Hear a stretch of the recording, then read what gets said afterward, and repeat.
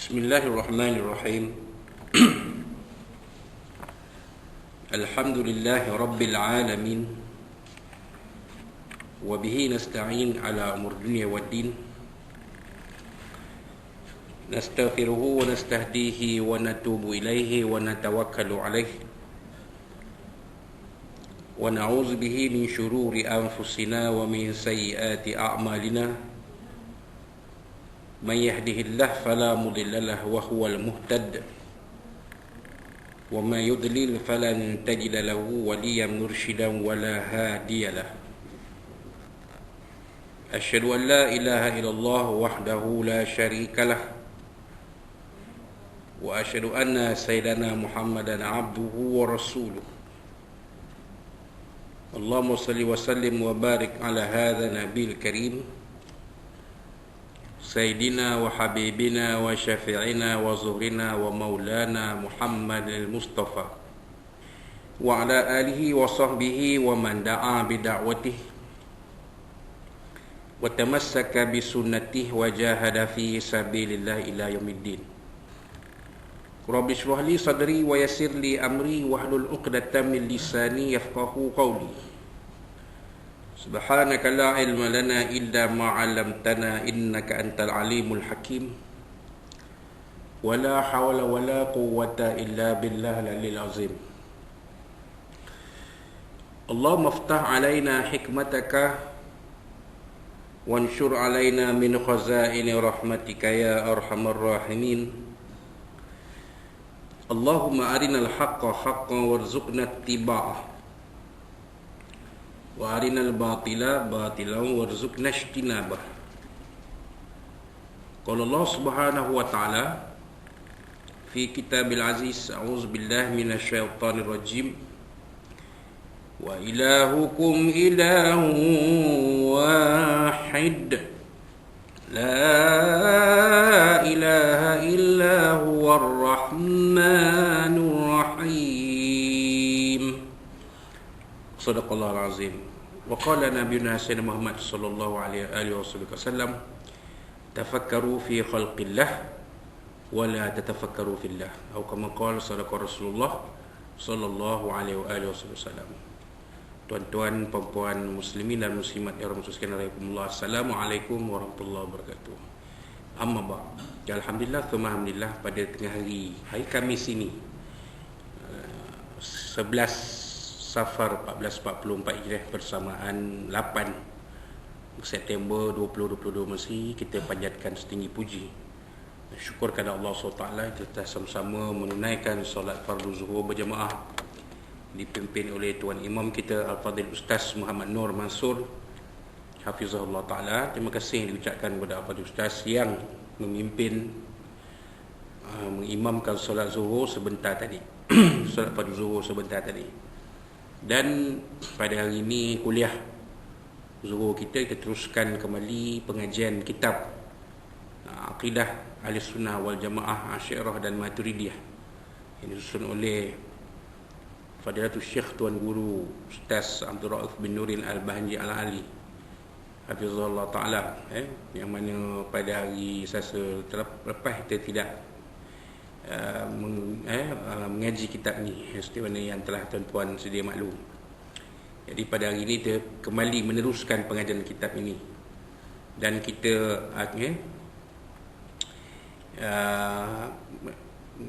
membincangkan pada hari ini setelah kita membincangkan tentang zat, pengertian zat dalam ilmu tauhid, maka kita teruskan dengan perbincangan mengenai sifat dalam ilmu tauhid.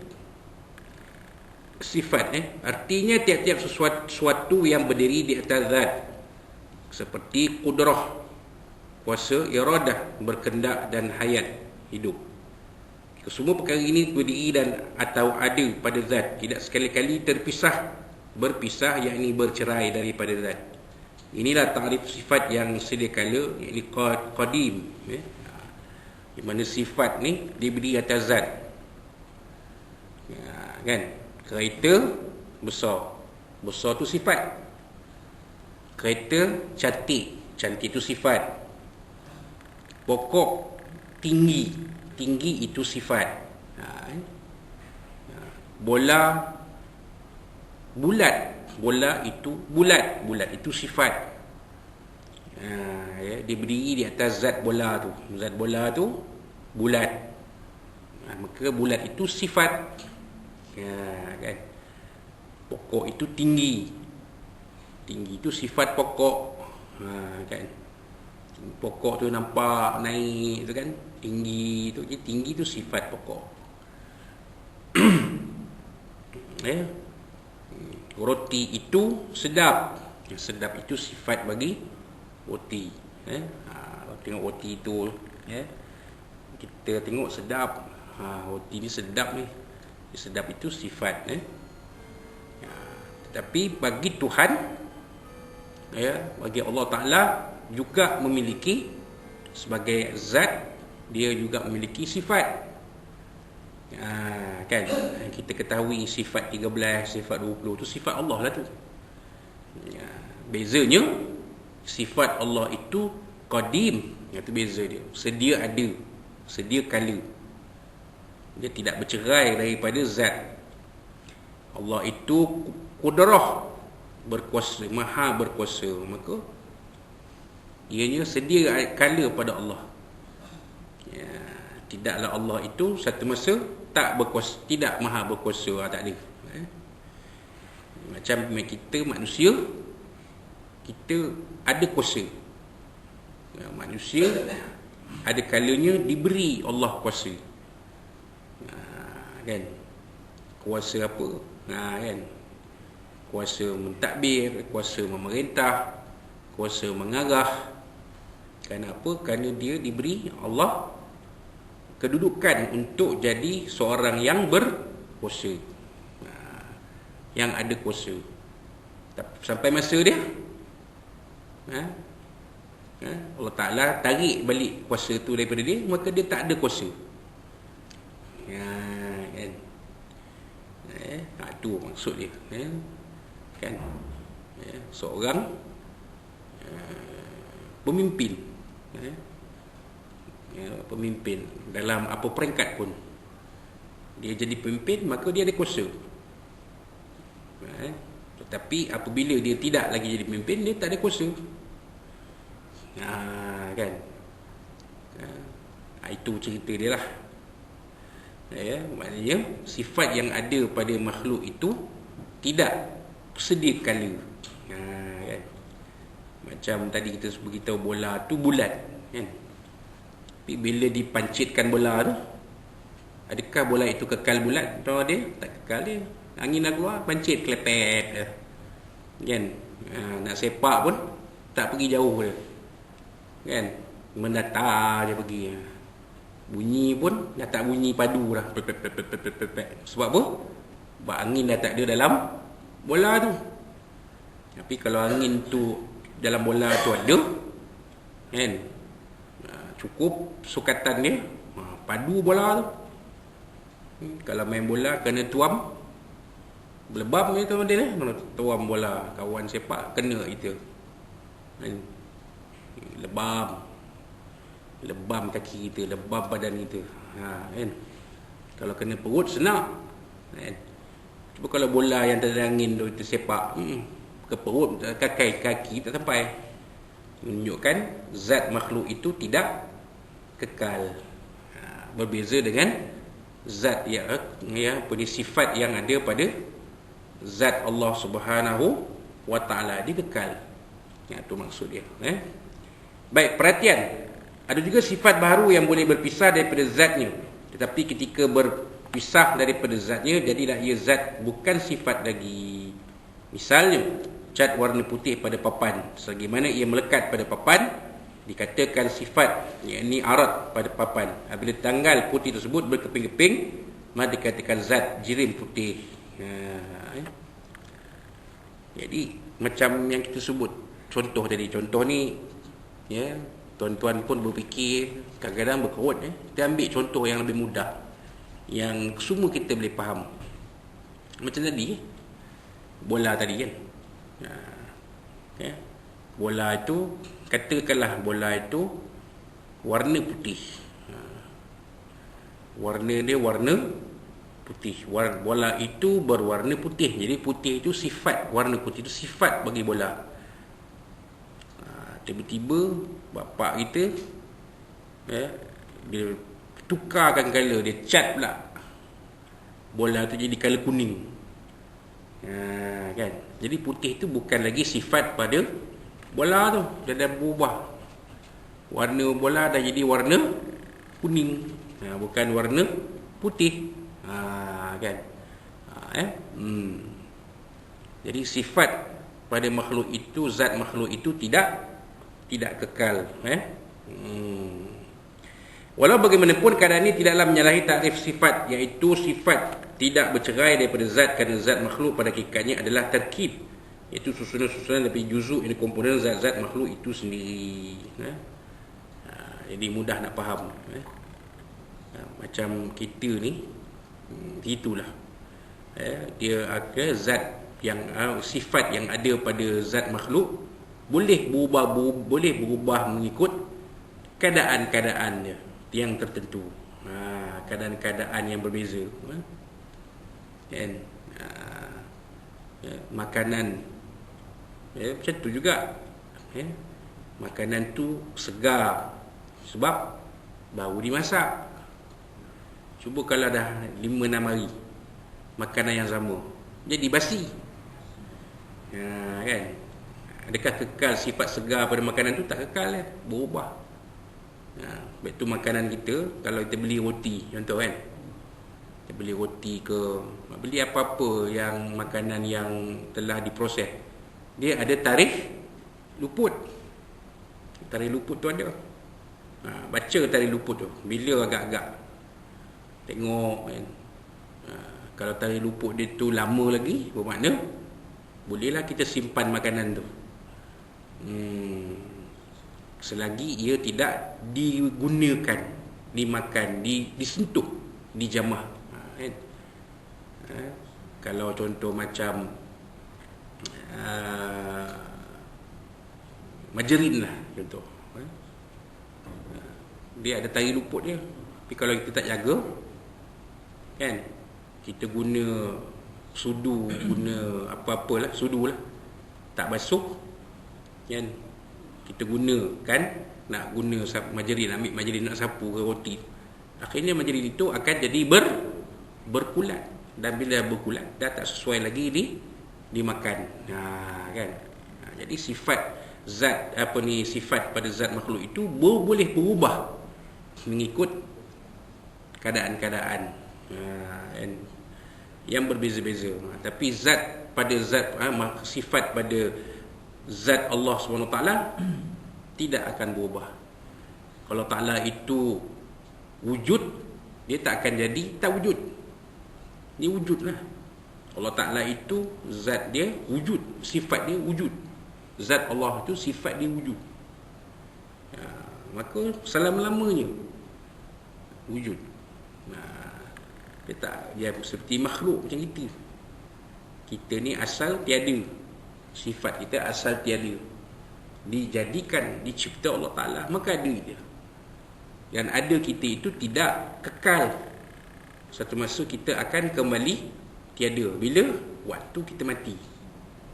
Waktu kita mati itulah kita tak ada. Tak ada dapat Ali tu. Tak ada dapat ma'un tu. Pasal apa? Dah meninggal. Kan? Berpindah ke alam barzakh, alam kubur. Sampai masa Allah Ta'ala tamatkan alam dunia, Allah Ta'ala mulakan alam akhirat, maka semua manusia yang pernah hidup di dunia akan dibangkitkan semula. Guna dia untuk diadili, untuk dikira perbuatan-perbuatan dia dulu macam mana, agak-agak lebih berat ke pahala banyak atau dosa banyak.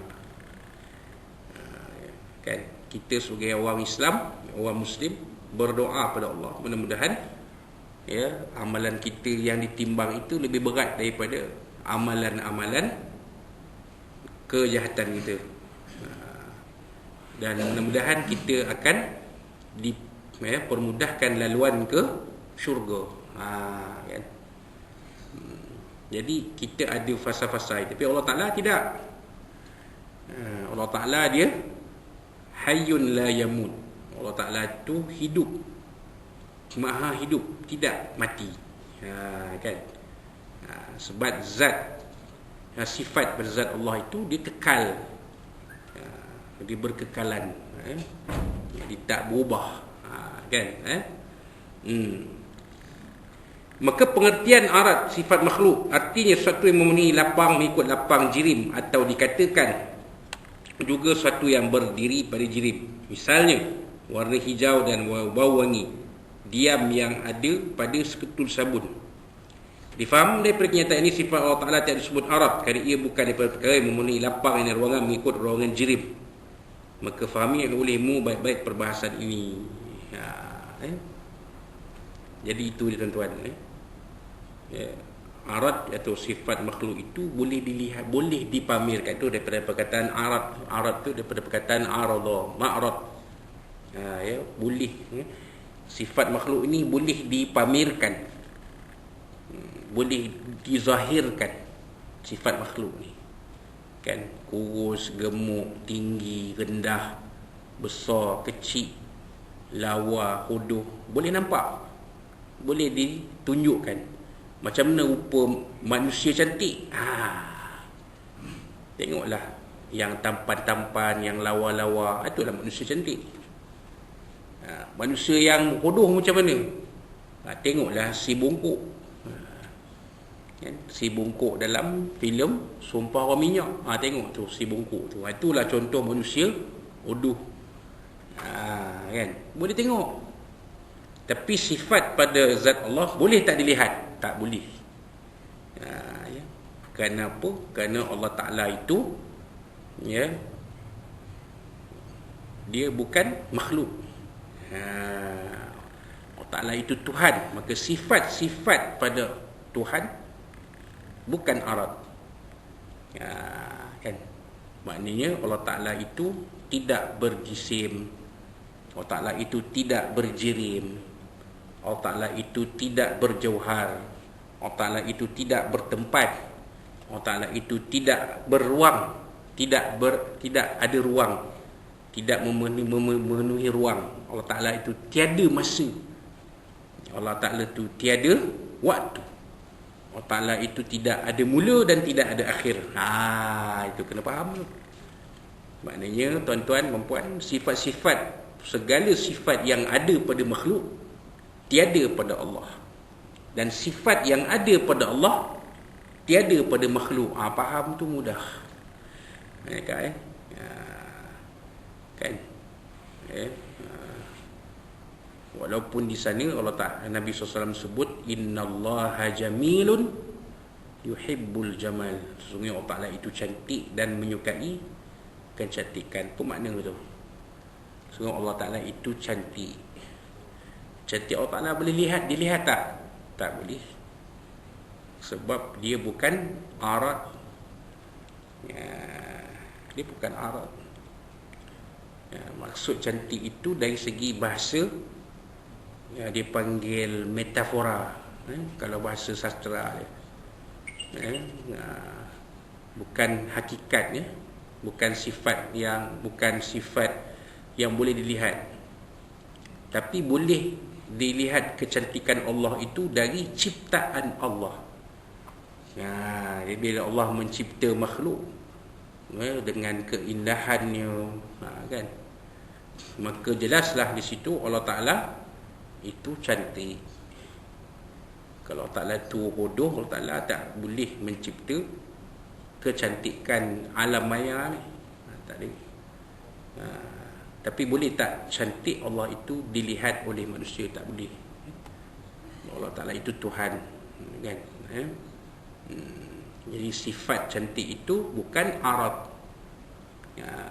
Sifat cantik pada makhluk itu arat, boleh dilihat, kan?